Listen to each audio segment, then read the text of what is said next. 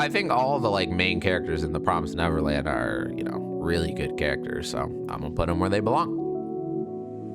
I forget this guy's name. I think it's like Ray Arakta or something. Put him in. I mean, Real Life was a really good story. Oh wait, no. This guy gets mad character development. I mean, the whole point of Real Life was to develop this man as a character, and if he hadn't developed, the whole show would have failed. So that's why I'm putting him right there. Reigan from Mob Psycho. He's like comedic relief, but damn, they had those depressing episodes about him that kind of like showed his like background kind of, and they were really depressing, and he overcome, like, you see that he's on a day-to-day basis overcoming some pretty depressing things. It's like, I would put him an eye for, like, you know, comedic relief, thanks, but once you see the things this man is overcoming on a daily basis, then I kind of want to move him up. Rem? Did someone say bias? No, but like, if we're being honest, Rem actually does develop as a character. Like when we first meet her, she's just like, you know, she's a maid, and then she's, actually, I don't want to spoil too much about Rem. Go watch ReZero. But Rem does develop, but then, you know, who's Rem? So I'll drop her down. But Rem is actually a really good character. Who do we have next? What is that? Oh, Rudius from Mushoku Tensei? Great. The fact that he has been reborn in another world, but has not instantly overcome all of his problems just because he's in another world is what makes him a great character. He's the isekai protagonist who feels like a person. Like he went through some real stuff, and now that he's in another world, just because he has like magic and stuff, doesn't mean that all his trauma is just gone. And that's what makes him feel like, maybe not a relatable character if you haven't been through that much trauma, but like he feels like a real person. And I think actually a lot of the characters in Mushoku, like they feel just like real. So I'll put him in great. Let's see. Ruka? She's all right. Like, it's Red's a girlfriend, you know, not every girl has to be super developed. I'd like to see them all become developed over time because that makes the whole best girl competition better. But this is characters, not best girls. So Rukia, Bleach, solid is getting very packed, but you know, it's 100 something characters on this list, so had to happen, right? Ryuji from Toradora. Alright. Some of these characters, there's not that much to say. You know, he's alright. Tanya, or you know, whatever the person inside of Tanya's name is. I think as far as isekai protagonists go, like a very good isekai protagonist, but she's an isekai protagonist, but she doesn't really change that much. So right about here is where she belongs.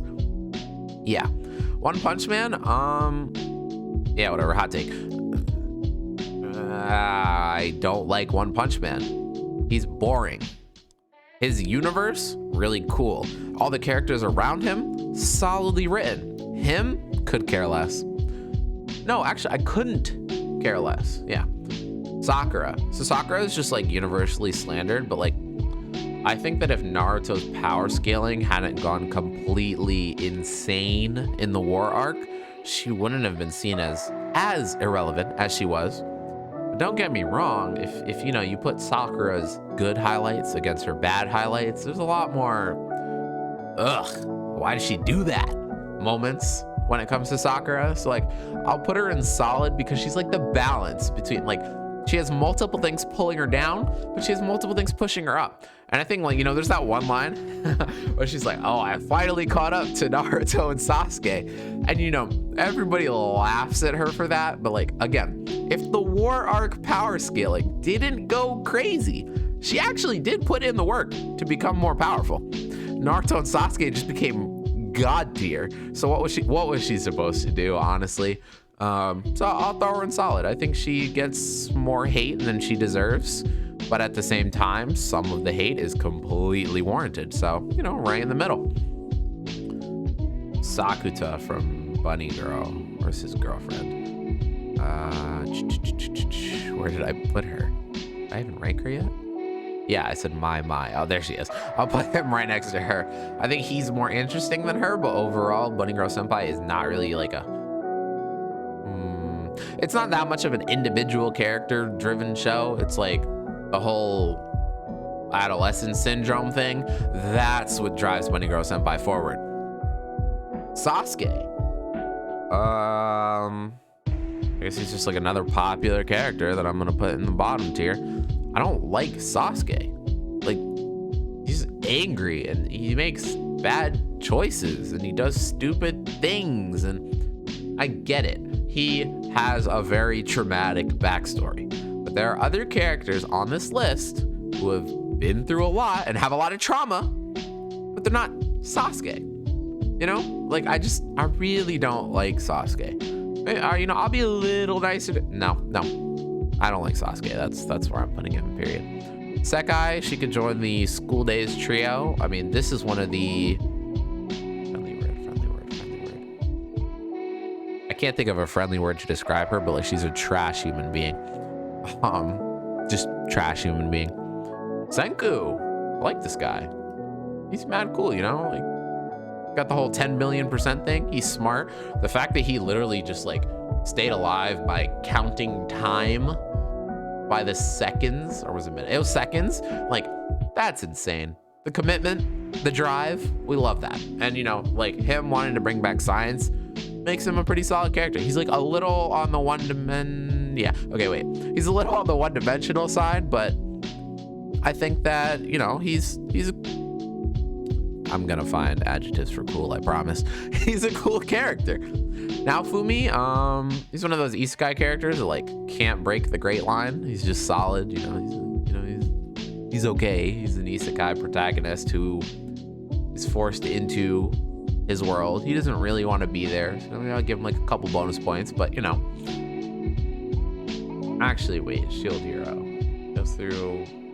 he goes through some stuff, but that doesn't necessarily make him a good character. It makes a good story. But character, he's just like, okay, you know? You could replace him with a couple other protagonists from different isekai, and they would all just stay a solid character, and the story wouldn't be that affected. That's the thing about him. Shigaraki, one of the only like villains on this list, because I consider him like main villain, at least. I don't really know that much about him, and he's a little annoying. He's always whining. That's not fair. You know, you cheated. Scratch his neck aggressively. So I'll put him in mediocre, but like I also think he's kind of, you know, interesting. I want to know why he does what he does, but at the same time, I'm worried that he's just a generic villain who is reoccurring. So I don't want to put him too high. Mob from Mob Psycho. Scroll up. Goat. I think that he's such a well-written character.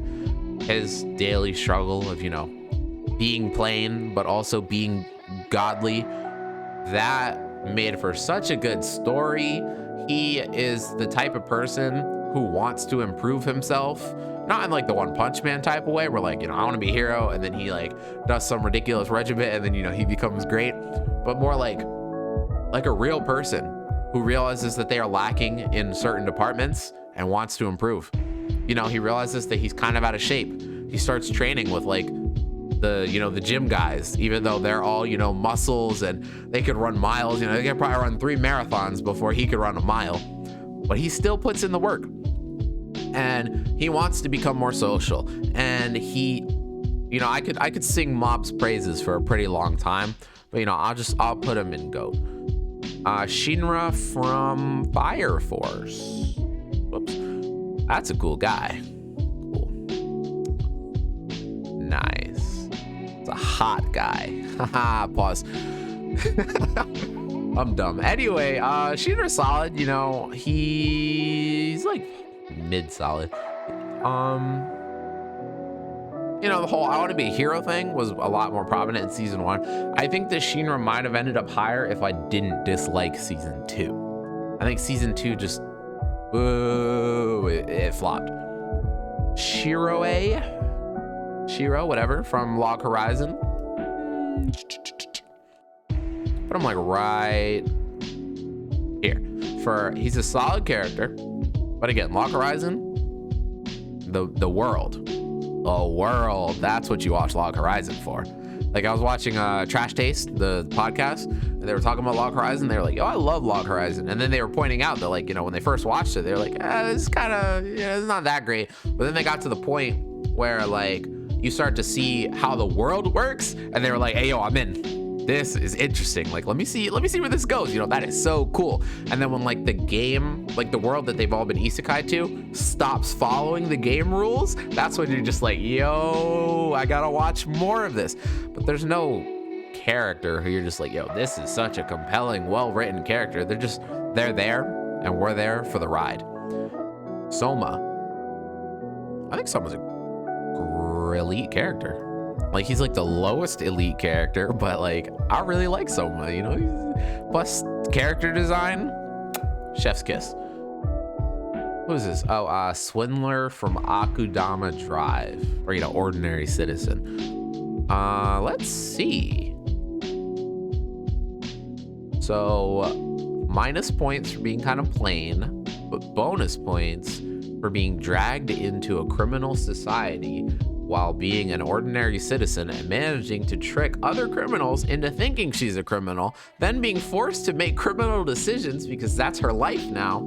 And then the way Akudama Drive ends, like, you know, leaves things off with her as like a solid character. So, you know, I said the word solid, you know, I'll put her there. I think that, you know, not many people in real life would be able to instantly adapt as fast as Swindler did. Like, if you were instantly forced to be a highly ranking, wanted by the government criminal so that other criminals won't kill you for being a normal person, would you be able to, you know, instantly be a part of these crimes, trick the criminals into thinking they're criminals, you know, kind of push your morals to the bottom? I think that that's what makes her, like, such a solid character, but I'm not going to put her any higher than that. Where's your boyfriend? I feel like I did this a lot, but, you know, she's the tsundere that I don't like, you know, just like beating the hell out of the guy she likes all the time. But, you know, I guess it's like a little harsh because she does grow, but I don't care. This is Kyo something. He's Nana's rival. Think of him as a diet version of L. That's the perfect way to describe him. He's just Diet L. That's it. I'll put him, actually, he's mediocre. He's Diet L. Tanjiro. I don't really like Demon Slayer that much, but like Tanjiro is a great character, for being honest. But at the same time, I don't really like Demon Slayer that much. So, hey, what can you do? Thorfinn Goat. Put him right next to Askeladd. This man, from the beginning of the story to the end of the story, woo, perfection. Like the writing, like I want to meet the writer and shake their hand, just be like, yo, the way you wrote the characters in Vinland Saga was amazing, just amazing. I forget which one of my friends told me to watch Vinland Saga, but they are a goat for telling me to watch it, and that's a top 10 anime right there. Kagiyama. I was gonna make the "Where's your boyfriend" joke, but I'll skip it this time. But the point is, he kind of goes right next to Hinata. You know, he kind of has like slightly more as far as a one-track mind goes, but it's you know, you could describe him in 2 sentences as well if you wanted to. Excuse me. Todoroki, the best written character in My Hero Academia, but not better than Gon. So he's not better than anyone right here, so put him right there. But the way they wrote him, they kind of nerfed his powers, but they really boosted him as a person, so right there. Mommy, Yeah, she can join the School Days Trash Human Being squad. I want to know what drives this girl, though, because it just doesn't make sense that she's so diabolical. Like, why did she break up with this man at the beginning of episode 1, and then she just can't get him out of her mind as the show progresses? And she's always like interfering or, you know, trying to tempt him, or like, what do you want? I think once they tell us what she wants, she'll probably move up, unless it's just for like a stupid reason, like the School Days girls, like, you know, oh, I want to help you get with someone else, but wait, I like you. And, you know, School Days, bad anime. I'm not going to go on another rant, but yeah, School Days, bad. And Mommy is about as close to being School Days worthy as you could get, which says a lot. Uryu from Bleach, I mean, he's got the drip. Everyone in Bleach has the drip, but, you know, he's there. He doesn't do that much. Actually, nah, he doesn't really do that much. So, you know, but the drip, don't forget the drip. Violet Evergarden, right there. One, like, if you look at her and the way that Kyoto Animation drew her, beautiful is the only word that is appropriate, or, you know, any of its synonyms that are, like, mean better than beautiful. Like, woo. But this isn't best girl. But the point is, her writing is also amazing. Like, she's like this emotionless character, and we get to see her learn emotions. I mean, how is that not good writing? I mean, I guess there are other stories that have tried to do it and flopped, but Violet Evergarden doesn't flop. It'll make you feel a lot while she learns how to feel a lot. Yui from Snafu. Just drop her somewhere in solid. Oh wait, can't break this lovely couple up. I'll put her in solid. She is just solid. Yeah, I don't have that much to say about Yui. I was never really like a Yui stan or anything. I'm sure like someone who watched Snafu and loved Yui could write a 10-page paper on why she's the best written girl and, you know, etc. But, you know, just Yui. So then there's Yukinon, or however you say her name. I hate that it's Yui and Yuki, but whatever. She gets some development. She's like this guy, actually. I'm not gonna say anything, but for a very specific reason, she has to go next to him. What is this? Oh, you know? Where's Asta? Hello.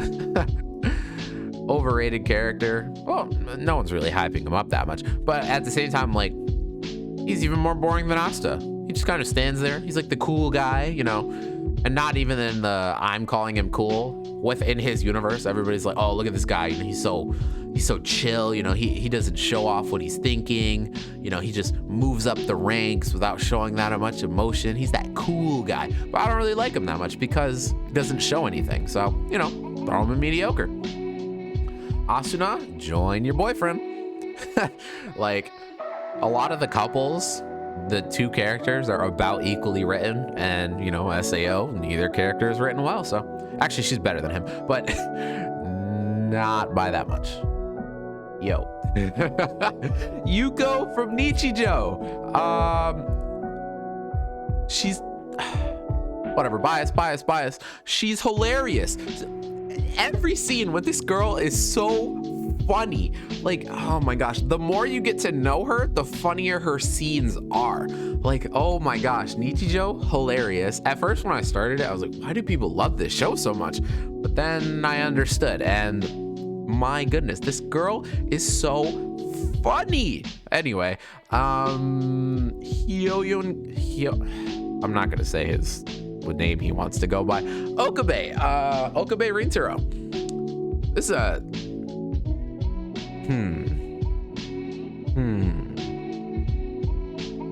I'm sorry, I'm thinking. I just finished Steins Gate. I'm right about... Yes, right there. I think that he has, like, almost like how I was talking about Nana having two personalities, but like hers is, you know, it's more like a hidden second personality. He has two personalities, but his real personality, not his real personality, his more like human personality, you know, the one that like cares about people and stuff, he's kind of suppressed it underneath his persona. you know, the mad scientist. You know, I want destruction and terror, and, you know, who cares about the risks of time travel because, you know, I am Hohyun Kyoma. I cannot pronounce that persona name, but the point is, he makes that personality so obvious, whereas when you're watching, you notice, you know, he cares about the people around him. Hold up, where's Kurisu? Yeah, go with Kurisu. Crazy. These two belong together, except I can't, there you go. These two belong together. They're great. They're like the two scientists that, you know, with very kind of opposing views and stuff, but it was just amazing. Like how they wrote him and the sights he saw, the fact that his mind doesn't break after the things he goes through. Great character, great writing, great anime. Watch Steins Gate. Bye. Zunitsu, I don't know why people, well, not that many people like Zunitsu. They just like when Zunitsu does cool things, but shut up. Like, oh my gosh.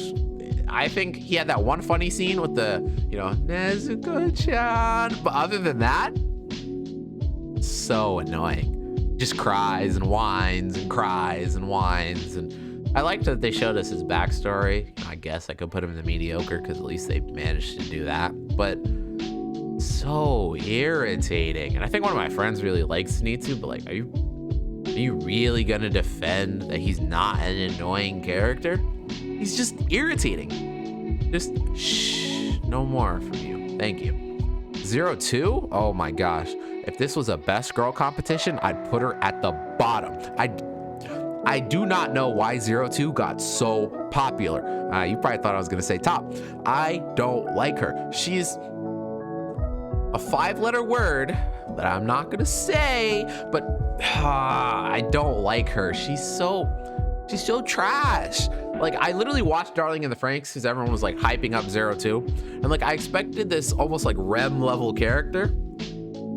Silly me for having expectations, you know. I should just never go into an anime with expectations ever again. But yeah, and then she's trash. She's just trash. Zoro though, top of elite. This man, his loyalty, his cool factor, and then just like everything about him is elite. The swords, the like how he sticks to his code, you know, the whole like, you know, scars on the back or a swordsman's shame, or, you know, I probably worded that wrong, but you know what I mean. And then Thriller Bark, to me, is one of the worst arcs in One Piece, but it gave Zoro one of the greatest like loyalty, badass, you know, moments in all of anime. Like, this man is elite. I kind of like Elmore, but this guy is elite. And then I don't know why, but Eren Yeager, he was, I mean, I downloaded a picture for him and I put him on the list, but he seems to have disappeared. I would put Eren in, okay, season 1 through 3, I despised Eren. I hated him so much. I was just like, this guy's trash. Can we please get some character development right now? Now that we're in season 4, anime only, I would put him in solid. I know it's still like, you know, Eren slander, but I don't like him. I don't like the way he's written. Well, that's an exaggeration. Okay, fine. I think that he is a very well-written character who I hate how he is written. And then the manga, oh my gosh. No manga spoilers here, but I'm not an Eren fan. That's all I'm gonna say. I guess in the end, you know, we got Lelouch, Light, Akane, Luffy, Kaguya, Askeladd, Thorfinn, Subaru, Mob, and Violet in GOAT tier. I think each one of these characters, on the way they're written, how cool they are, how, like, their awesome moments, what defines them, what drives them. Like, we know the things about these characters. Maybe Kaguya. Yeah, Kaguya has to be at the bottom of this. Actually, Kaguya, we'll just call her my bias goat. because she probably doesn't belong here, low-key. But, you know, I'm going to leave her anyway because I really like her. And, yeah. And then all these characters, these are the ones that, like, I would totally, you know, if someone was like, yo, that's obviously one of the GOATs, I'd be like, you know what? I can accept that. And then, you know, the great characters, if someone wanted to argue that they're elite, like, I think everyone could argue for a tier higher or a tier lower. Well, actually, no, I don't think a tier lower. For these three, I would not drop them by any tiers. I would let them go up a tier, but they can't go down a tier. Anyone in solid, I, mediocre, and bad, if someone wanted to, like, lay out an argument for why they should go up 1, maybe 2 tiers, then okay. I would maybe, you know, if they had a good argument, I'd be like, you know what? Fine, shake hands. I'll let that slide. But if they were like, yo, why'd you put All Might in solid? He belongs in mediocre. No. Now, if you said, maybe I'll let you get away with it. But I'm not letting you drop them like all the way to the bottom. I would completely argue against that. This has definitely been really fun for me to make. If you enjoyed the video, like, comment, and subscribe. And